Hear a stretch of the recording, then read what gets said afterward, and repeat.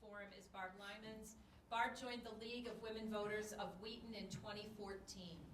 She is a past league president and has served as voter service chair and on the Civic Education Committee. A former civics and psychology teacher, Barb currently co-chairs the League of Women Voters of Illinois Task Force on Mis- and Disinformation and the planning board for the League of Women Voters National Institute for Civic Discourse. Barb lives in West Chicago, and we have to say it again, she's one of our favorite moderators, and we're very grateful to her service today for ours.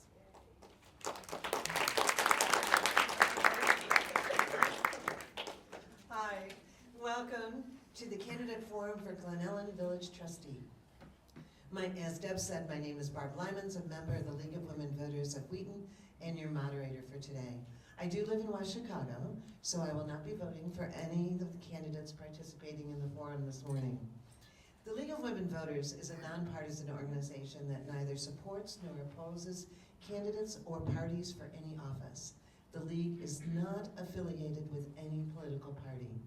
The League's purpose is to promote civic responsibility through the informed and active participation of citizens in government and civil civic discourse.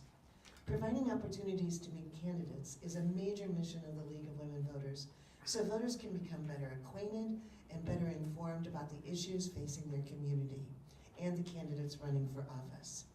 All candidates on the ballot were invited today. Participating in today's forum for Village Trustee are Sonia Bagwalker, Kelly Kalinich, and Steve Szymanski. Due to schedule conflicts, Robert Margetts is not attending. The format for today is a forum and not a debate. Candidates are expected to accurately represent the facts, and their responses reflect their own views and opinions. All candidates attending today have signed and returned the ground rules by the deadline established in the invitation. These rules specify the format, time limits, broadcasting of the forum, and other rules related to the conduct of the forum. The candidates will begin in alphabetical order with their 90-second minute opening statements. They will then alternate the order in which they answer questions for 90 seconds. After the question portion of the forum, each candidate will give a 90-second closing statement, continuing our alternating pattern. A member of the League will be acting as timer, and I will enforce the time limits. Candidates, you will see a paddle to let you know that you have 1 minute, 30 seconds, 15 seconds, and then stop. Should a candidate exceed the time limit, I will ask them to finish their sentence and move on to the next candidate. To ensure that questions for today's forum represents a balance of topics, a panel of experienced members of the League of Women Voters has reviewed the questions submitted for appropriateness and to avoid duplication. So let us get started.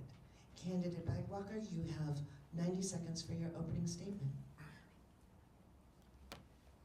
Hello everyone, I'm Sonia Bagwalker.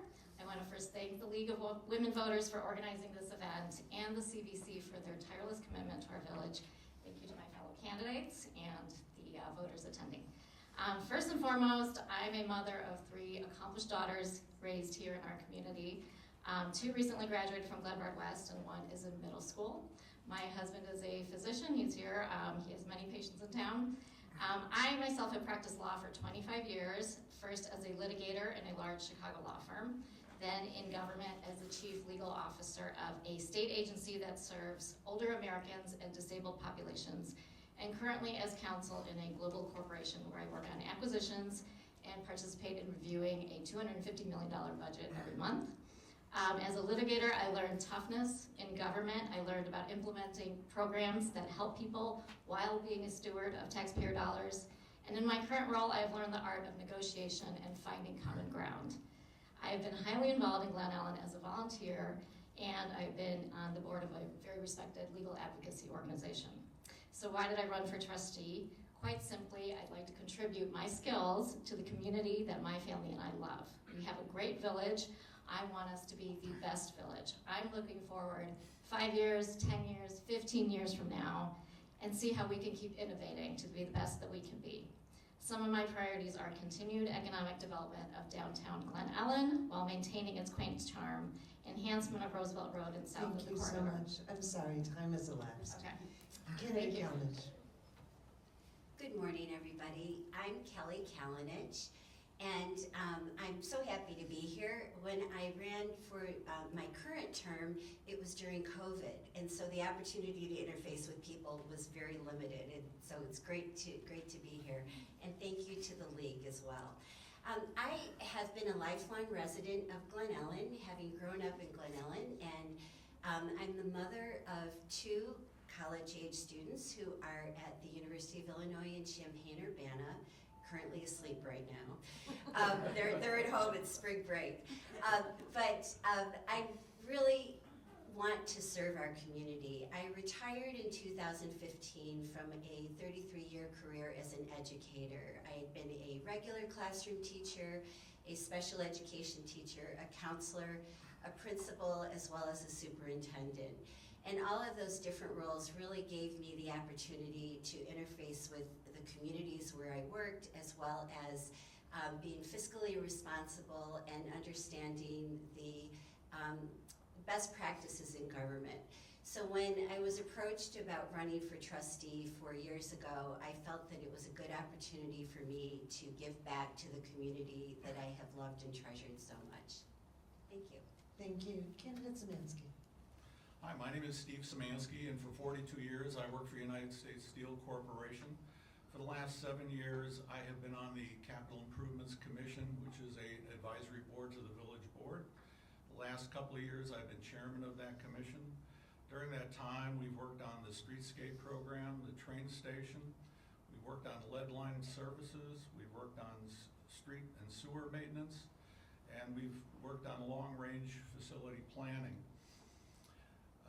I've also attended for 7 years many of the board meetings, workshops, and also town hall meetings. I believe in supporting our police and fire.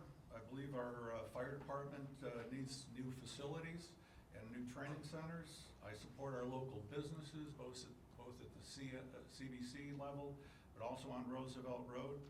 I like to listen to our community, to listen to what their needs are. I like to prioritize our spending to make sure we're doing it responsibly. And I want to take this opportunity to thank the Glen Ellyn League of Women Voters for sponsoring this today. Thank you. Thank you. Our first question will begin with candidate Kalnich. What do you see as the biggest challenge for the village in the next few years? Well, I think that it probably has to do with infrastructure and facilities. Because our community is one that's long established, as Steve just mentioned, a lot of work has been done in recent years for the downtown village infrastructure. But we are about 3/4 of the way through with that project. And so the train station renovation, as well as the accompanying street and sewer and water renovations that are in that vicinity are a remaining part of the project that I believe we need to complete, as well as the implementation of the pedestrian tunnel that will be at the train station. So many of my friends have mentioned that they just missed their train not because they were late, but because there was a freight train that was going through town just when they needed to get to the other side of the tracks. And I think that this will not only provide that convenience for people, but it'll be an added safety measure, which is in a long time coming. And then also, I do believe that we need to look at our 2 fire stations. They are 50 and 60 years old and are in need of renovation and repurposing of space. And those are things that we really need to tackle in terms of figuring out not just how the space can best be used, but also how that will be financed. Thank you. Candidate Szymanski, what do you see as the biggest challenge for the village in the next few years? Well, I agree with what's been said so far, but I think it's the process that we need to work on how we... Sir, can you turn on your I'm microphone? sorry. I agree on the goals. I think the process is part of what we need to develop. We need to develop a strategic plan that really prioritizes all of the projects we're looking at. What does it cost to do the project? what is the benefits, what are the grants and funds that we can collect for this, put them all on a piece of paper, prioritize them, talk to our community, find out from the people what they really need, put a dollar value on it.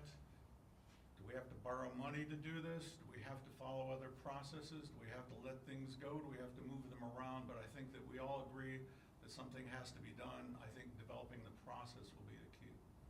Thank you. And candidate Bagwalker. Yeah, I agree with what's been said. We have a lot of important matters, things that we have promised in our development plans to the village, and so now we need to push those through, right? So that's our challenge, is that we have really important projects that have been promised, including the Affordable Housing Center, which is moving forward, but we've got to implement it, make it beautiful and a great place, a great new addition. The train station, the US Bank site, lead service line replacement, Panfish Park revitalization, the East Branch DuPage River Trail, right? These are things that we've kind of promised that we're going to work on. So now we got to come together and learn how to be, as a board, to build consensus and find agreement and gain efficiencies and move those forward. And part of that is also making sure that we are responsible about our funding. We have to be able to fund these projects. So we have a lot of work to do to make sure we've got the funding for those. Thank you. And then our next question, I'll begin with candidate Szymanski. And I'm going to ask you, sir, to bring your microphone closer so that we make sure the recording picks up on your answer. The question is this: how can the village board be proactive in addressing possible elimination or reduction of federal grants? Well, in my past life, working for United States Steel, everything changed all the time. We learned that life was not always a constant. What my boss used to tell me was keep your eye on the prize. That is, stay focused on what you're trying to get done. You're going to face challenges, you're going to get pushback, you're going to face new issues, but as long as you stay focused on what is your prize and how to get there, I think most of the time you make it. Thank you. Candidate Bodbacher? Yeah, also in my experience, I've worked in state government, and I'm on the board of an organization called Equip for Equality.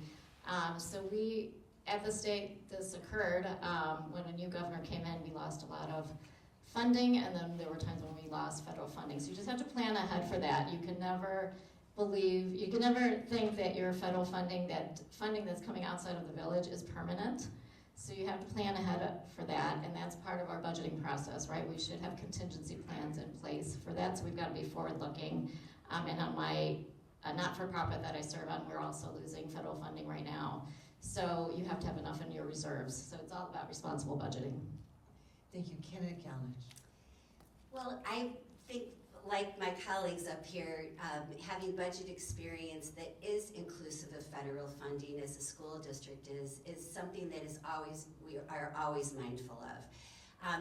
That requires the reserves to be part of your budgeting process so that you are planning ahead and knowing that you have fund balances that are available should funding not be available, and really taking a conservative approach in budget planning so that you plan as though the money will not be there from outside sources, and then it ends up being a bonus when it is, which typically allows you to do other things beyond what was originally planned.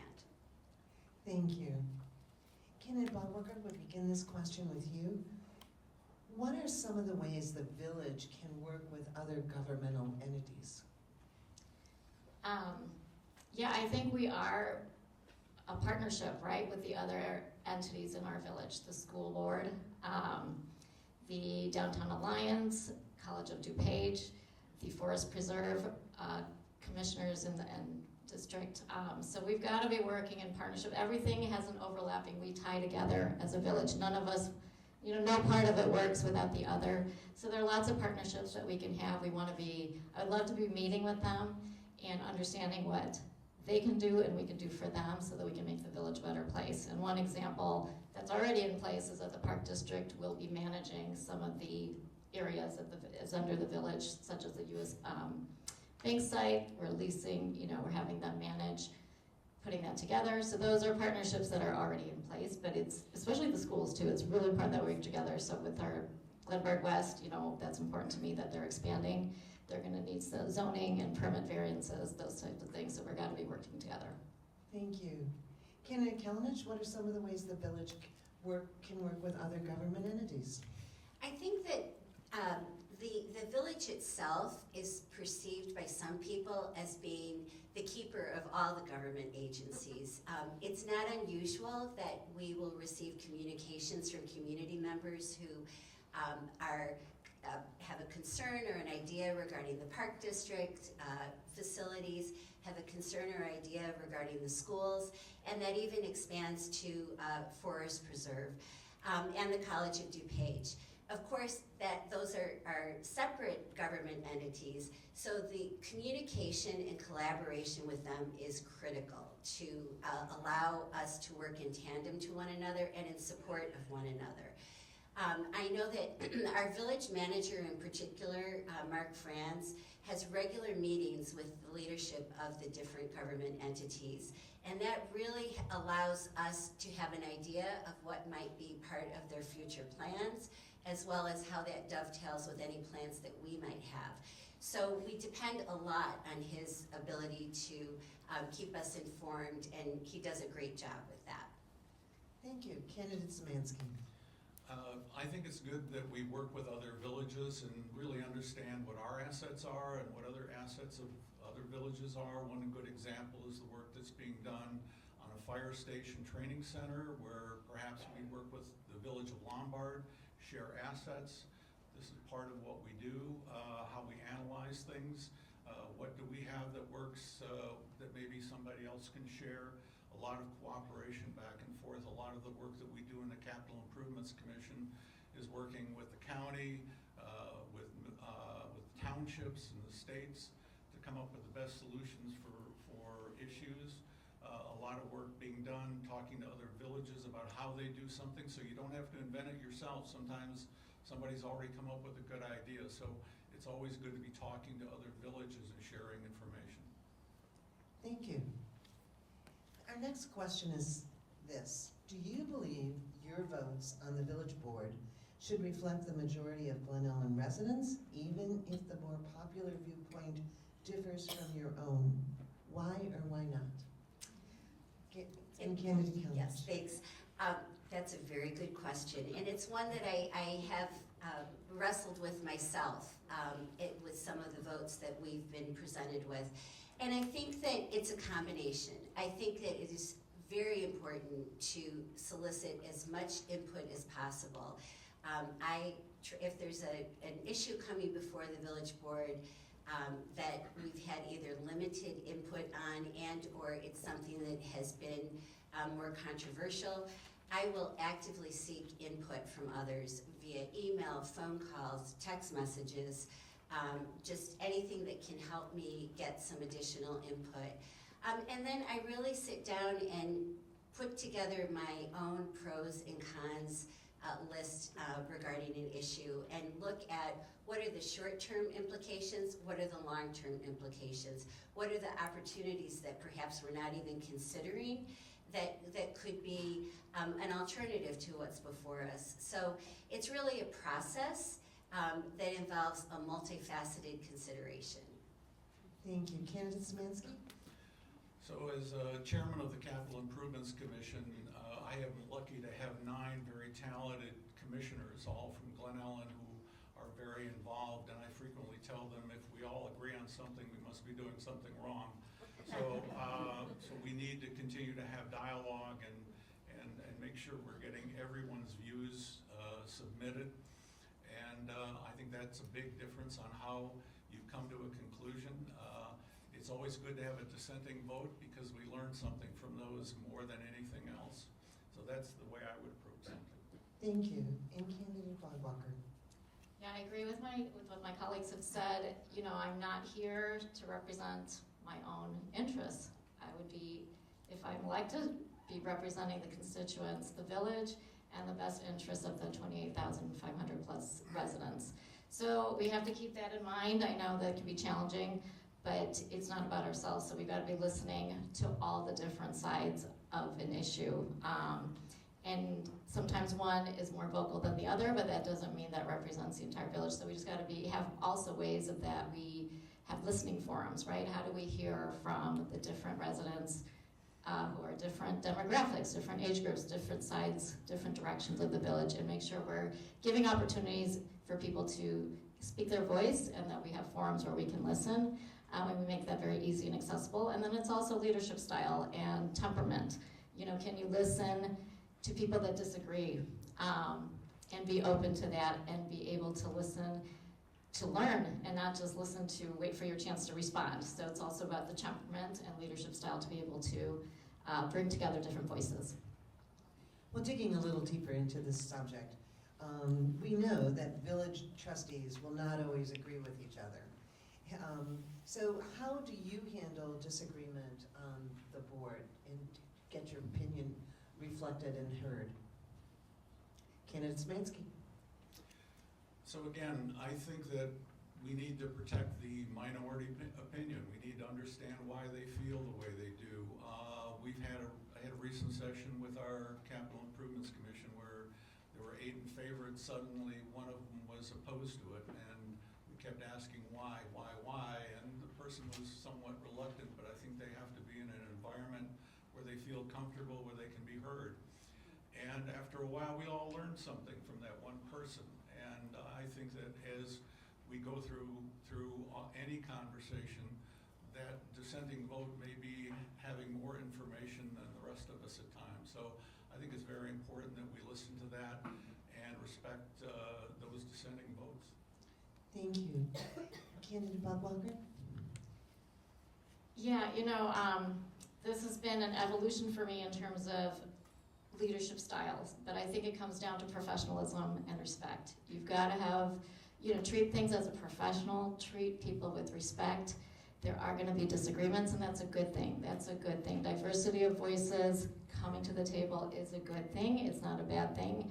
And I went from being a litigator, where my job was to be in a fight and to be very adversarial, but I've moved into a transactional corporate lawyer where I frankly do work on deals, and I bring voices together. I have to find that common ground, and there is a way to approach a meeting in a different way that is not adversarial, that is making people feel heard, making people feel like they're contributing, that they're important, and that their voice matters. And so we've got to approach our issues and our fellow board members in that manner.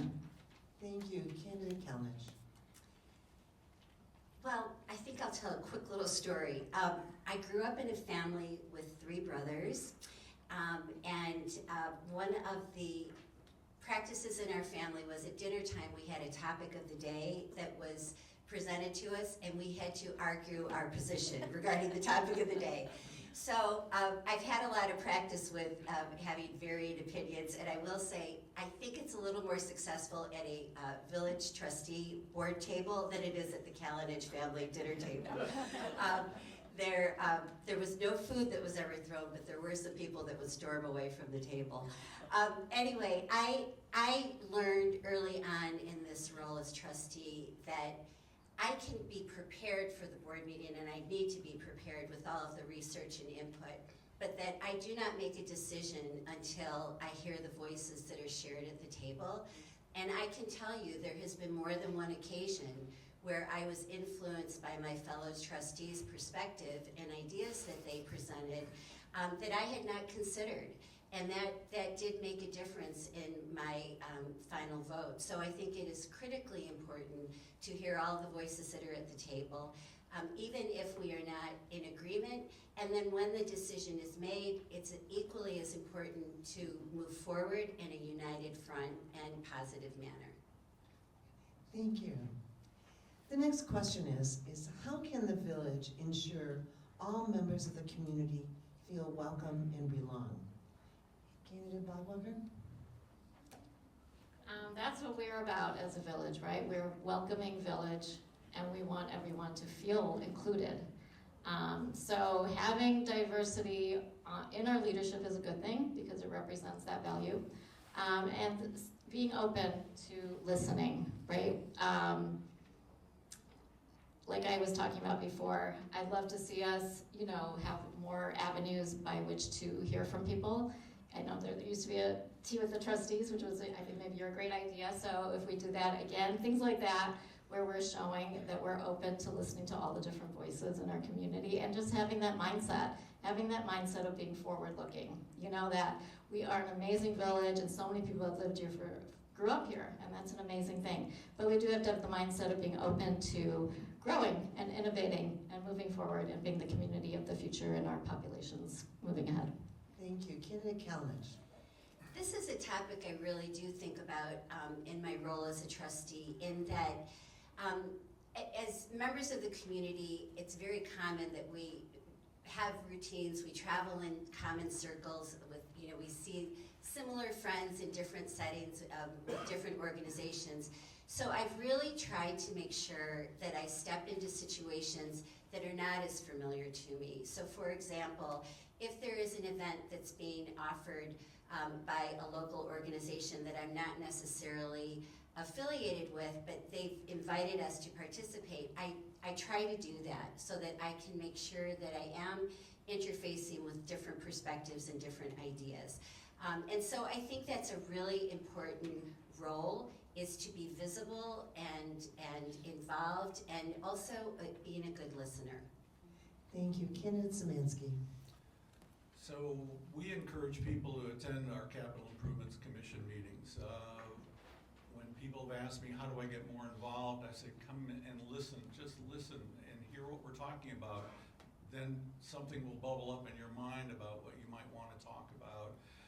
We had a group of high school kids show up one time, and I finally found out they were taking AP Government and they had to be there. But still, we tried.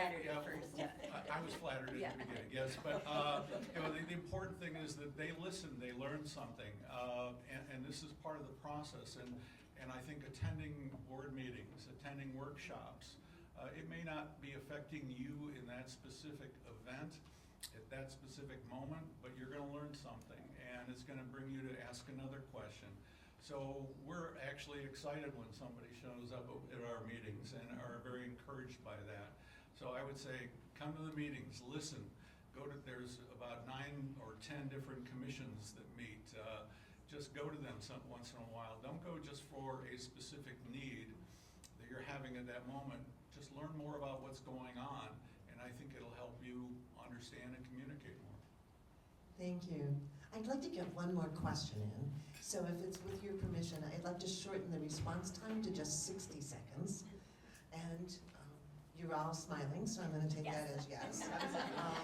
So here's the question. What is the one thing you hope to achieve during your term if elected to the village board? And we're going to begin with candidate Kalinich. Oh gosh. I do think that the renovation and implementation of the train station with the installation of the pedestrian tunnel is something that is critically important to our community.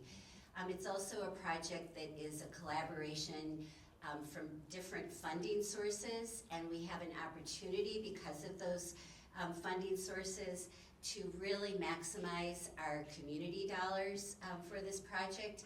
I view it somewhat as a once-in-a-lifetime opportunity, and I feel very committed to seeing this project through. Candidate Szymanski, your 1-minute response. So my thought on this is that we need a process, as I said earlier, making sure we're making the right decisions, spending the right dollars in the right places.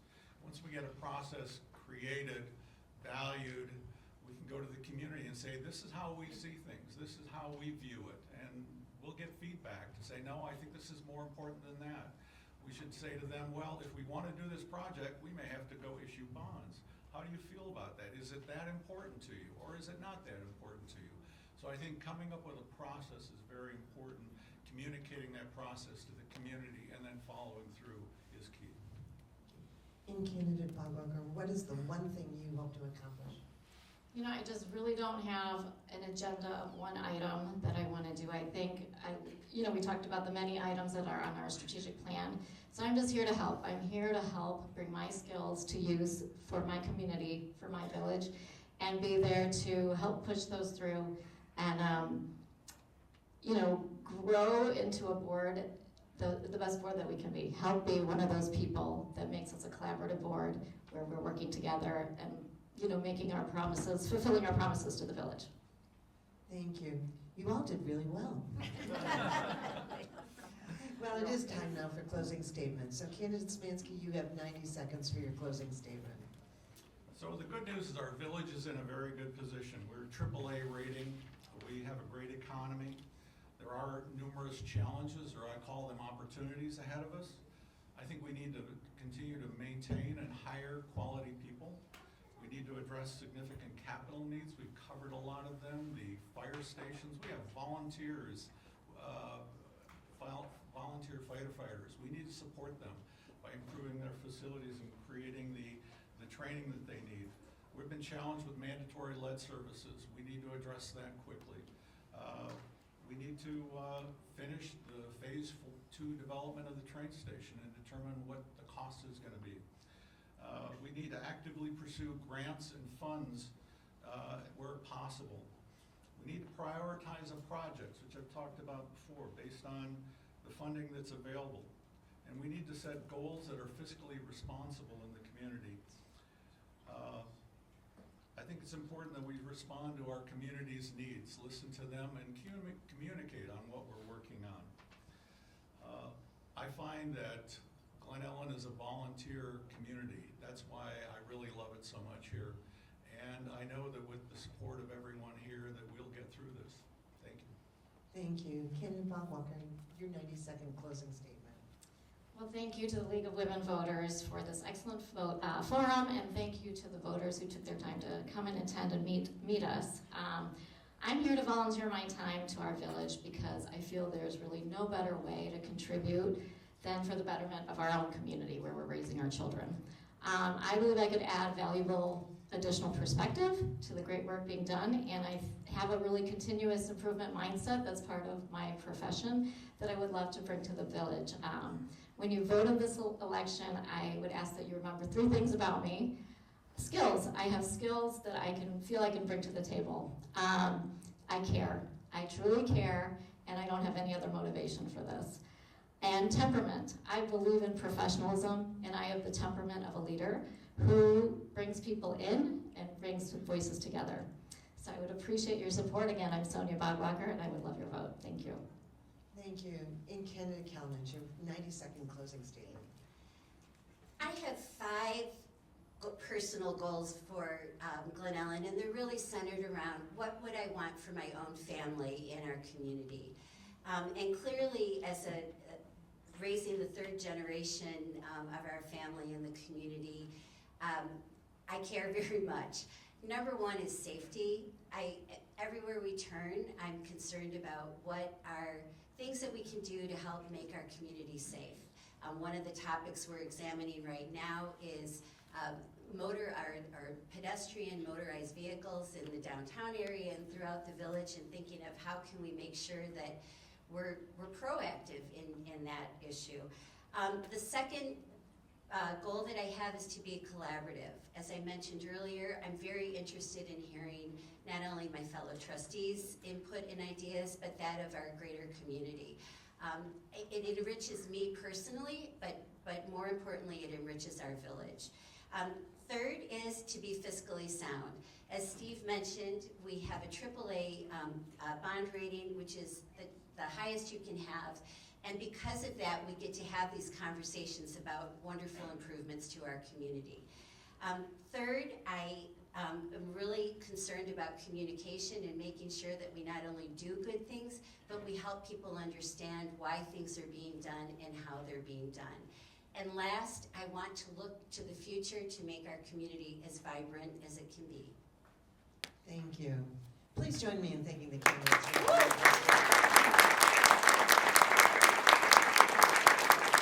When democracy thrives and all of us are engaged, attending or watching a candidate forum is an excellent way to be empowered to join discussions on local issues and make your voice heard on election day. We hope each and every one of you will inspire your family, friends, and neighbors to do the same. Information on how and when to vote can be found at the IllinoisVoterGuide.org and the League of Women Voters of Glen Ellyn website and social media. We hope you will take advantage of early voting, which began on March 17th, since Election Day, April 1st, falls during spring break. Recording of this forum will be posted in its entirety on the League of Women Voters of Glen Ellyn website, lwvge.org. Thank you again to the candidates and best of luck on the campaign trail.